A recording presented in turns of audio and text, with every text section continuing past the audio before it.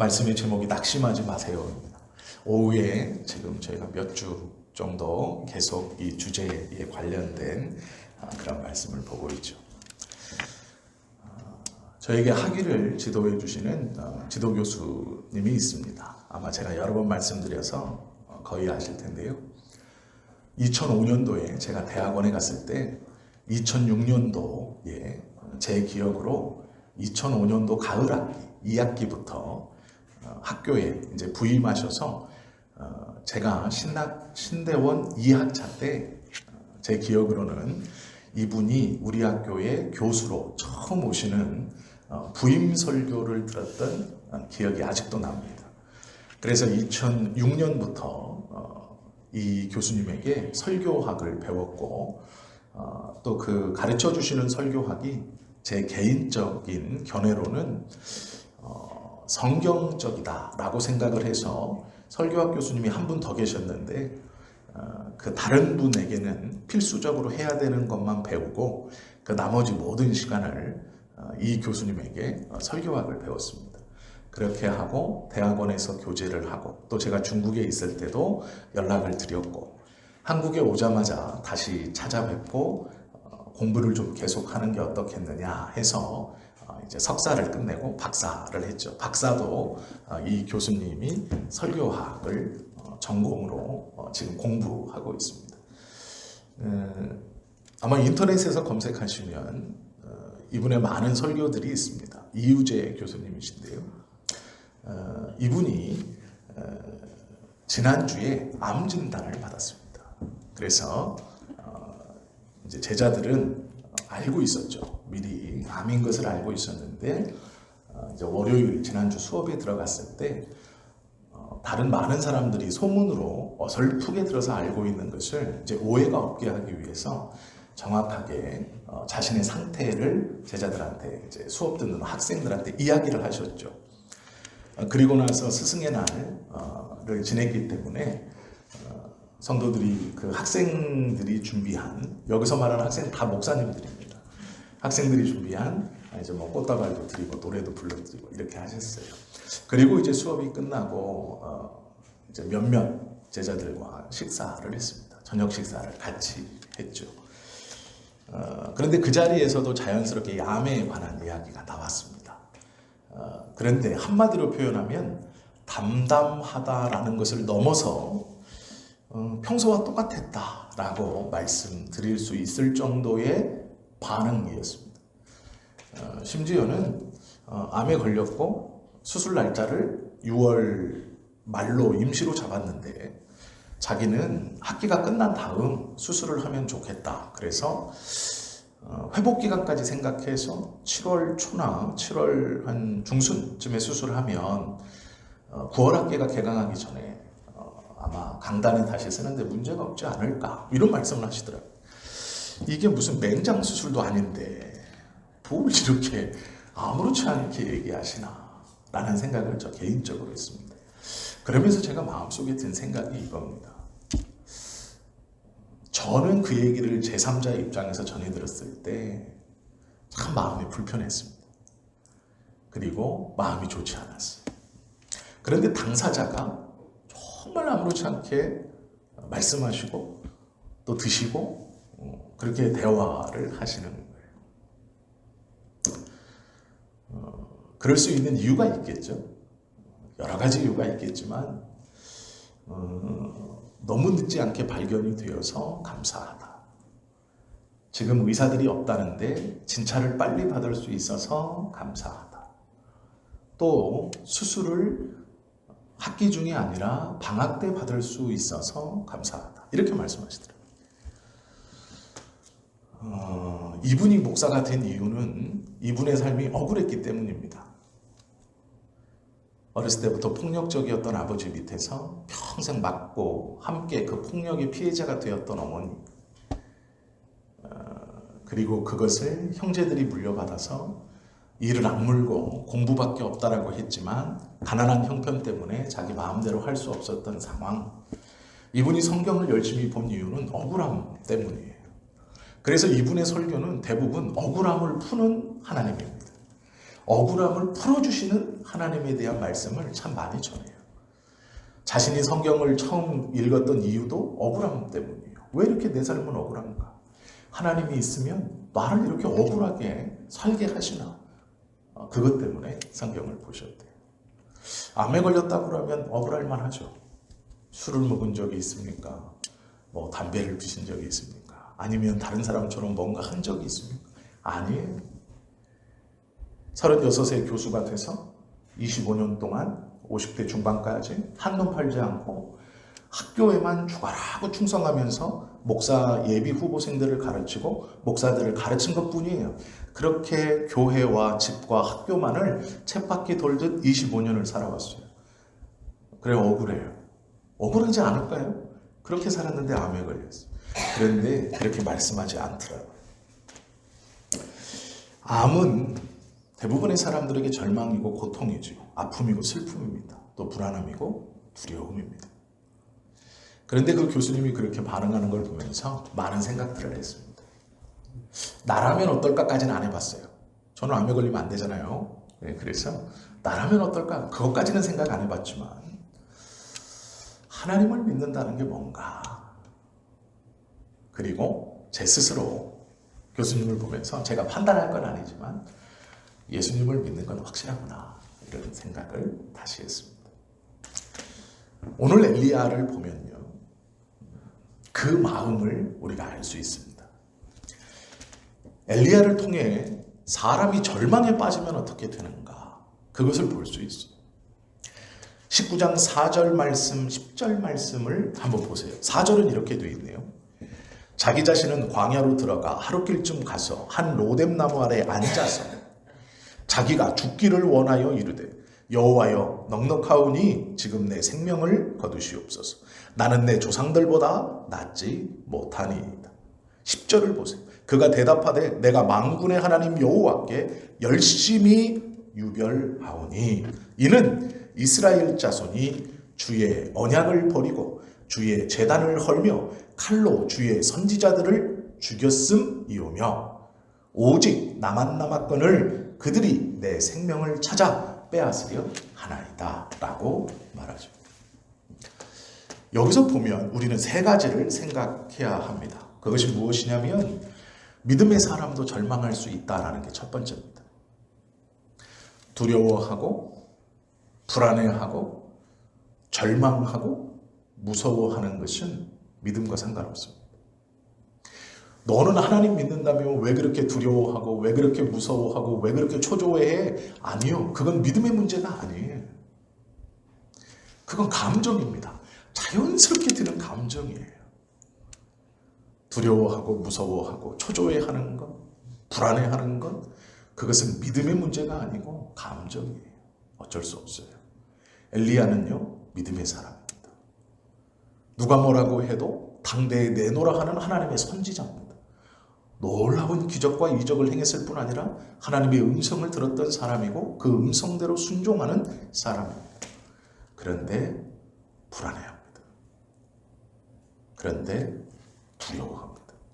쉬운 말로 절망합니다. 우리가 꼭 기억해야 할 것은 믿음의 사람도 절망할 수 있다. 낙담할 수 있습니다. 성경은 그것을 이야기하죠. 열왕기상을 가만히 읽어보시면 열왕기상 17장에는 아합의 칼날을 피하며 고난을 극복해 나가는 승리의 엘리야의 모습이 기록되어 있습니다. 18장에는 놀랍게도 갈멜산에서 바울과 아세라의 선지자 850명을 상대로 승리하는 엘리야의 모습을 기록하고 있습니다. 17장에서도 승리하는 엘리야, 18장에서는 정말 놀라운 하나님의 역사를 이루어 나가고 그 하나님의 역사 한복판에 있었던 엘리야를 보여줍니다. 그런데 19장에서 낙담하고 절망하고 실망하는 엘리야를 기록하고 있습니다. 승리했는데 자신만만한 것이 아니라 낙담합니다. 믿음의 사람도 낙심할 수 있다라는 것을 기억해야 합니다. 또 이 낙심이 한 번이 아니고 반복되어질 수도 있다라는 것이죠. 오늘 본문을 가만히 보시면 이세벨의 말에 낙심하여서 브엘세바로 도망갑니다. 그리고 거기서 누워서 하나님 앞에 이제 좋은 때입니다. 주변에 아무도 없고 사환도 없고 나만 있고 내가 여기서 죽기에 딱 좋은 시간입니다. 영화 한 대목처럼 똑같죠? 죽기 딱 좋은 날씨네 하는 것과 같습니다. 하나님 이제 넉넉하오니 내 생명을 거둬주십시오. 딱 좋은 시간입니다. 방해할 사람 없습니다. 이렇게 말하는 거죠. 성경에 보시면 천사가 그를 어루만집니다. 어루만지며 떡과 물 한 병을 주고 힘을 내라. 그리고 또 어루만지며 먹을 것을 또 줍니다. 그리고 하나님의 산 호렙으로 40일 동안 달려서 40주 40야를 달렸다라고 말합니다. 40일 동안 쉬지 않고 헐레벌떡 도망갑니다. 브엘세바까지 도망가서 사환도 저기에 놓고 브엘세바로 도망가서 거기서 헉헉거리고 있던 엘리야, 거기서 죽여달라고 말했던 엘리야가 40일 동안 달려 호렙산 동굴에 들어가서는 이제 내가 숨어 살겠다라고 말합니다. 17장에서 승리하는 엘리야, 18장에서 승리하는 엘리야가 19장에서 절망하고 한 번 브엘세바에서 절망하고 호렙산 동굴에서 또 절망합니다. 이것이 반복되어집니다. 한 번에 끝나는 것도 아니죠. 이 절망이 오자 엘리야는 자신의 삶에 대해서 생각해 봅니다. 그것이 4절이죠. 자기 자신은 광야로 들어가 하룻길쯤 가서 한 오뎀나무 아래에 앉아서 자기가 죽기를 원하여 이르되 여호와여 넉넉하오니 지금 내 생명을 거두시옵소서. 나는 내 조상들보다 낫지 못합니다. 이 압박과 불안함과 두려움과 절망 가운데 엘리야는 자신의 삶을 생각합니다. 아브라함보다 자기가 못합니다. 모세보다 자기가 못합니다. 내 앞에 있었던 하나님의 사람들보다 내가 못합니다. 그러니 나를 그만 죽여주십시오. 나는 그들처럼 담대하지 못합니다. 나는 그들처럼 25년 말씀 붙들고 이리저리 다니지 못합니다. 나는 그들처럼 40년 광야 왔다 갔다 못합니다. 나는 하나님께서 부르셨던 내 믿음의 조상들보다 못합니다. 나는 지금 두렵고 나는 지금 무섭고 나는 지금 절망에 쌓여 있습니다. 이 절망이 오자 엘리야는 자신의 삶을 평가합니다. 그리고 죽기를 구합니다. 이것이 절망이 오면 사람이 느끼는 당연한 마음입니다. 믿음의 사람에겐 절망이 없습니까? 아니요, 있습니다. 두려움도 임합니다. 안 그런 척 하는 것이지 두렵고 무섭고 불안합니다. 이것은 사람이라면 다 갖는 동일한 마음입니다. 또 이것이 한 번에 끝나지 않습니다. 이제 그만 털고 일어나라. 말이 쉽죠. 그게 됩니까? 안 됩니다. 마음에 들어온 불안함과 절망감으로 그것이 반복되어서 자신의 삶을 하나님 끊어가십시오. 너무 괴롭고 힘들면 그렇게 기도하죠. 견딜 수 없습니다. 참을 만큼 참았고 견딜 만큼 견디었고 이제 더 이상은 할 수 없습니다. 가부간에 결단을 해 주십시오. 저걸 죽이든 날 죽이든 이 문제를 해결해 주시든 그냥 나를 이곳에서 떠나게 하시든 이렇게 기도하죠. 믿음의 사람도 그럴 수 있습니다. 엘리야가 그랬다고 성경은 말씀하고 있죠. 엘리야는 하나님 앞에 죽여달라고 말합니다. 브엘세바에서는 죽여주십시오 라고 얘기하고 호렙산 동굴에 도망가서는 이제 내가 쥐죽은도 숨어 살겠다라고 말합니다. 큰 절망이 그로 믿음의 사람인 엘리야로 하여금 이렇게 행동하고 이렇게 생각하고 이렇게 말하게 만듭니다. 믿음은 그렇지 않은가? 목사님, 제가 듣기로 믿음이 있으면 절망하지 않고 낙심하지 않고 언제나 희망과 기대에 부풀어서 하나님을 꿈꾸고 하나님의 말씀을 믿으면서 그렇게 당당하게 사망의 음침한 골짜기를 거닐지라도 내가 노래 부르며 갈 수 있는 것 아닙니까? 모르겠습니다. 그런데 성경에 기록한 엘리야는 그렇지 않습니다. 놀라운 사람이었지만 그 믿음을 부정할 수 없는 사람이었지만 그가 절망 앞에서 보여주는 모습은 우리의 모습과 똑같습니다. 불안해하고 두려워하고 그것이 반복되고 그리고 자신의 삶을 하나님 앞에서 내려놓고 싶어하는, 그리고 그런 것이 내려놓는 것이 하나님의 뜻이 아니라는 것을 깨닫자 그러면 이기겠다가 아니고 이제 내가 숨어 살겠다, 조용히 살겠다 라고 결심하는 엘리야를 성경은 말하고 있죠. 우리와 똑같습니다. 별반 다르지 않습니다. 남은 잘하는 것 같고 나는 아닌 것 같지만 엘리야의 모습은 저렇게 잘해 보이는 남의 모습이 아니라 잘못하는 나의 모습과 똑같은 것이죠. 절망은 무엇을 보느냐의 결과입니다. 3절을 보시면 이렇게 기록되어 있죠. 그가 이 형편을 보고.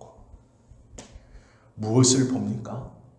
이세벨이 자기에게 사람을 보내어 내가 내일 정오의 시간까지 너를 죽이지 않으면 신들이 내게 벌을 내리기를 원한다 라는 형편입니다. 아합 왕을 꽉 붙들고 흔들면서 막강한 권력을 휘두르고 바알과 아세라를 예루살렘의 주신인 것처럼 만들어버린 악독한 여왕 이세벨. 아합 왕이 나봇의 포도원을 가지고 고민하고 있자 왜 고민합니까? 죽여버리고 뺏으면 되죠 라고 말하는 악독한 여자. 그 여자가 갈멜산에서 바알과 아세라 제사장 450명을 죽이고 믿음의 승리를 거두어 어딘가로 사라진 엘리야를 귀신같이 찾아내 사람을 보내 너를 내가 이맘때까지 죽여버리겠다라고 말합니다. 그 형편을 봅니다. 무엇을 보았습니까? 그 자기를 죽이겠다고 하는 이세벨과 자신을 죽이려고 찾는 군사들과 그 말의 형편을 본 것입니다. 무엇을 보느냐, 무엇을 보고 무엇을 담느냐가 중요하죠. 절망은 그 형편을 본 것이죠. 19장 1절에 보시면 아합이 엘리야가 행한 모든 일, 엘리야는 17장, 18장에서 무엇을 행했습니까? 바알과 아세라 선지자들을 도륙했고 그 전에 하늘에서 하나님의 불을 떨어뜨리게 한 놀라운 사람입니다. 그런데 엘리야가 본 것은 이세벨입니다. 하나님께서 기도를 들으셔서 하늘에서 불을 떨어뜨린 것을 보지 못하고 기억하지 못하고 그 하나님의 능력으로 450명의 850명의 잘못된 바알과 아세라 선지자들의 목베어 하나님의 영광을 드러내는 것을 기억하거나 보지 못하고 엘리야의 시각은 이세벨의 말과 그의 형편에 있었습니다. 그러기에 두려워합니다. 절망은 무엇을 보느냐의 결과입니다. 그것을 보므로 부엘세바까지 도망칩니다. 호렙의 산까지 도망칩니다. 그리고 나서 죽기를 구하고 숨어 살겠다라고 말합니다. 믿음의 사람이고 선지자인 엘리야의 반응입니다. 우리도 마찬가지로 무엇을 눈에 담는가, 무엇을 보는가, 그것이 절망이 우리를 한없이 누르게 하는 첫 번째입니다. 두 번째는 무엇을 느끼는가의 결과입니다. 4절에 보시면 자기 자신은 광야로 들어가 하룻길쯤 가서 한 로뎀나무 아래 앉아 자기가 죽기를 원하여 이르되 여호와여 넉넉하오니 지금 내 생명을 거두시옵소서. 나는 내 조상들보다 낫지 못합니다. 모세와 비교하여, 아브라함과 비교하여, 그 외 믿음의 모든 선진들과 비교하여 자신은 연약하고 낮습니다. 자신의 믿음이 지금 하찮아졌습니다. 하나님의 역사에 사용되어서 그 하나님의 영광을 드러내는 그 한복판에서 주도했던 엘리야는 없어졌습니다. 판단하고 비교하여서 자신이 한없이 초라해집니다. 그 초라함을 느끼고 그것을 붙들자 절망이 이 엘리야를 붙듭니다. 엘리야는 3년 반 동안 비가 오지 않은 그 이스라엘을 향하여 기도하자 비를 내린 능력의 선지자입니다. 하나님께서 그렇게 하셨습니다.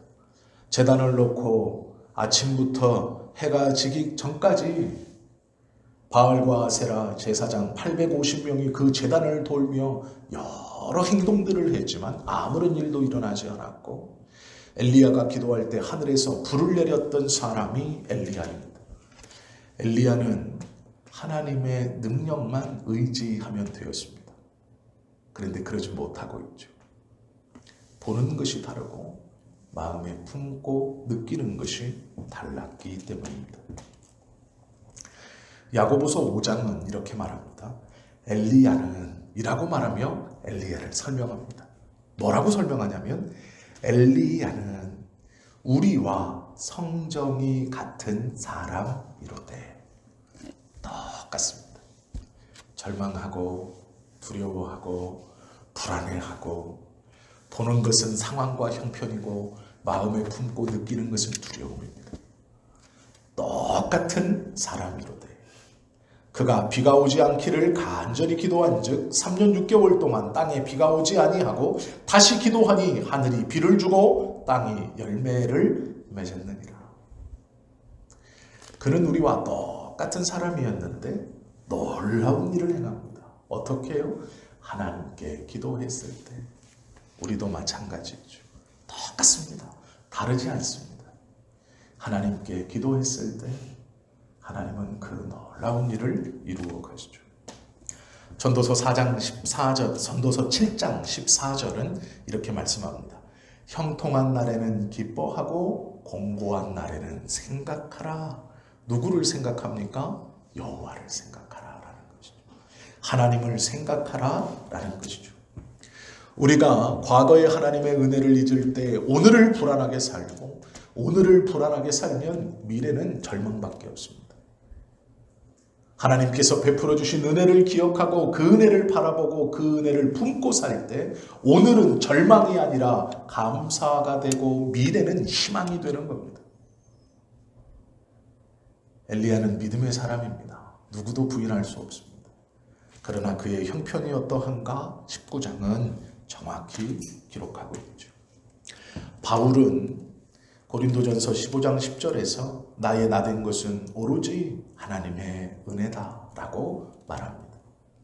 약한 것을 부끄러워하지 마십시오. 믿음의 사람도 절망합니다. 그것이 반복됩니다. 또한 그것은 자기를 한없이 낮추는 마음을 갖게 합니다. 불안과 두려움을 가질 수 있습니다. 왜요? 상황을 보고 하나님을 잃어버리고 그것을 품고 있기 때문에 그렇습니다. 그때 하나님을 기억하라고 성경은 말씀합니다. 절망은 10절과 14절에 보시면 무엇인가 얽매여 있을 때 더 크게 다가오는 것을 보여주죠. 10절은 이렇게 말합니다. 그가 대답하되 내가 만군의 하나님 여호와께 열심히 유별하오니 이는 이스라엘 자손이 주의 언약을 버리고 주의 제단을 헐며 칼로 주의 선지자들을 죽였음이오며 오직 나만 남았거늘 그들이 내 생명을 찾아 빼앗으려 하나이다. 다른 이가 하나님의 선지자들을 다 죽이고 이제 나도 죽인 거라는 것에 꽉 눌려 있습니다. 이것을 벗지 못하고 있습니다. 14절에 보면 또 이렇게 말하죠. 그가 대답하되 내가 만군의 하나님 여호와께 열심히 유별하오니 이는 이스라엘 자손이 주의 언약을 버리고 주의 제단을 헐며 칼로 주의 선지자들을 죽였음이오며 오직 나만 남았거늘 그들이 내 생명을 찾아 빼앗으려 하나이다. 제가 똑같은 본문을 읽은 게 아닙니다. 다른 본문이에요. 10절과 14절을 읽은 겁니다. 토시 하나 안 틀리고 똑같습니다. 왜요? 이것이 엘리야를 꽉 누르고 있습니다. 이세벨의 병사들이 자기를 찾아 죽일 거라는 이 두려움이 엘리야를 꽉 붙들고 있습니다. 그러기에 이 두려움에서 벗어나지 못하고 절망이 엘리야를 누르고 있습니다. 17장 18장에서 그렇게 승리를 보여줬던 엘리야가 19장에서 그가 보는 것, 그가 품은 것이 하나님이 아니자 그는 두려움과 절망에 꽉 얽매여 있다라는 것이죠. 이 절망을 극복하는 하나의 방법이 있죠. 성경에 보시면 19장 5절에 보면 천사가라고 말합니다. 그리고 7절에 보면 여호와의 천사가 이렇게 말하죠. 9절에도 여호와의 말씀이라고 이야기하고 있습니다. 엘리야가 절망 가운데 있을 때 하나님께서 찾아오셔서 그를 위로하시죠.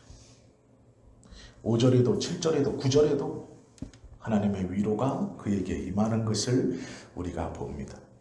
또 찾아와 어루만지고 또 찾아와 어루만진다라고 말씀하죠. 하나님의 위로가 함께 엘리야를 붙들고 있습니다. 절망의 순간, 절망이 그를 꽉 에워싸고 있을 때, 그 두려움이 엘리야를 붙들고 있을 때, 그 두려움에 떨고 있을 때 하나님께서 그에게 찾아와 어루만지시고 위로하십니다. 한 번이 아니고 거듭 그리하십니다. 하나님의 은혜를 경험하고 하나님께 놀라운 그 확신을 받은 엘리야가 결국에는 19절 이렇게 행동합니다. 엘리야가 거기서 떠나 사밧의 아들 엘리사를 만나니 그가 12교리소를 앞세우고 밭을 가는데 갑자기 엘리야의 절망의 이야기에서 19절에 갑자기 아무렇지 않은 엘리야가 등장합니다. 호렙산을 떠나서 이제 엘리야가 엘리사를 부르는 그 장면으로 확 넘어갑니다. 18장까지는 절망의 엘리야를 기록하고 있어요. 그런데 19절부터는 아무렇지 않게 엘리사 만난 이야기를 시작합니다. 왜요? 하나님의 위로가 그를 회복시켰기 때문입니다. 그래서 엘리사가 거기서 떠나라고 말합니다. 자기를 절망케 했던 그곳, 절망을 피해 도망와서 숨어있던 그곳, 그곳을 떠나 다시 사람들에게로 내려갑니다.